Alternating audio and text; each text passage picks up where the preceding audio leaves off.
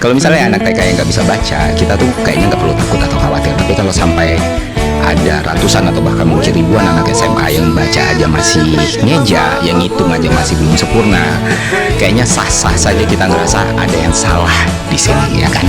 Ya pemirsa, puluhan murid SMP Negeri 1 Pakadara Jawa Barat dilaporkan belum lancar membaca. Oh, kepanjangan SMP. Sekolah makan tempe. Sebut negara-negara yang ada di Eropa, mulai dari kamu. 1. Garut. Lah, Dan ya jadi pertanyaan lagi, gimana bisa mereka ini duduk di bangku SMA? Nah lanjut, setelah gue posting video zonasi itu, gue posting susulannya adalah hasil wawancara gue dengan 17 anak SMP di Jakarta, yang mana gue nanya 2 pertanyaan kepada mereka. Yang pertama adalah bersama Pitagoras, yang kedua sebutkan 3 kebutuhan primer manusia. Nah menurut gue ketika lu udah ada di SMP, seharusnya lu paham nih teorema Pitagoras dan 3 kebutuhan primer manusia gitu. Bukan pertanyaan yang sulit, ya kan? Dan ternyata dari 17 anak itu yang bisa menjawab soal Pitagoras hanya 1 anak, yang bisa menjawab soal kebutuhan primer cuma 3 anak. Dan mereka udah SMP, dan mereka bersekolah di SMP negeri di Jakarta, lu bayangin. Kan gue tanya ke mereka, kenapa? Emang di rumah itu nggak pernah belajar atau mencoba cari tahu gitu sesuatu gitu yang berkaitan sama mata pelajaran lu di sekolah gitu? Dan jawabannya bikin gue kaget sih dan sedih. Ya mereka bilang, Bang, jangan kan di rumah, di sekolah aja kita nggak belajar gitu. Terus mereka bilang lagi, ya kita sih masih mending, ini beberapa orang teman kita malah nggak bisa baca gitu ya, naik kelas aja. Wow.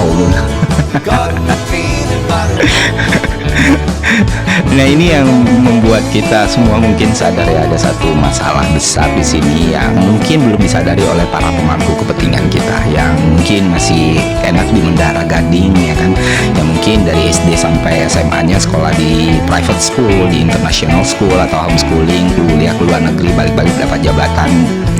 Kabarnya kok. Jadi gini, siswa-siswa sekolah kita itu sekarang nggak ada UN, nggak ada sistem ranking. Kalau mau masuk sekolah bukan nilai yang dilihat, tapi pakai zonasi wilayah gitu kan, tapi pakai sistem zonasi. Terus juga tinggal kelas itu adalah hal yang sangat jarang terjadi gitu di sekolah-sekolah negeri di Indonesia. Kenapa demikian? Karena berdasarkan hasil wawancara gue kepada beberapa staf di sekolah ataupun gurunya langsung, mereka mengatakan bahwa ketika ada murid yang tinggal kelas itu akan berpengaruh pada penilaian sekolah tersebut, ya kan? Jadi memang itulah pendidikan kita saat ini gitu. Jadi nggak ada tekanan, nggak ada dorongan. Jadi siswa itu benar-benar dimerdekakan. Beginilah hasilnya. Benar-benar dimerdekakan. Ketika kita mengadopsi sistem Finlandia ini, kita mengadopsi outputnya, bentuknya, aturannya, tapi kita lupa untuk mengadopsi fasilitasnya, kesiapannya, dan bekalnya gitu. Kenapa Finlandia bisa menerapkan sistem seperti itu dan berhasil? Ya fasilitas yang gue bilang tadi, keadaan yang gue bilang tadi. Di sana kesejahteraan udah merata nih, terus fasilitas sekolah udah luar biasa, terus di semua daerah itu hampir semua sekolah kualitasnya sama, terus kualitas gurunya juga bagus semua, karena minimal untuk jadi guru di Finlandia harus S2 dengan penghasilan yang top.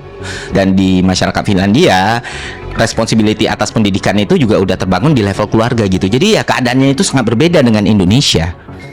Nah lu bayangin, lu kayak mau install FIFA 2025 dan mau main di PC, tapi PC yang lu punya masih Intel Celeron gitu loh, yang nggak akan bisa FIFA itu main. Nah inilah yang terjadi, dan akhirnya ini memberikan dampak yang sangat destruktif untuk para pelajar kita gitu.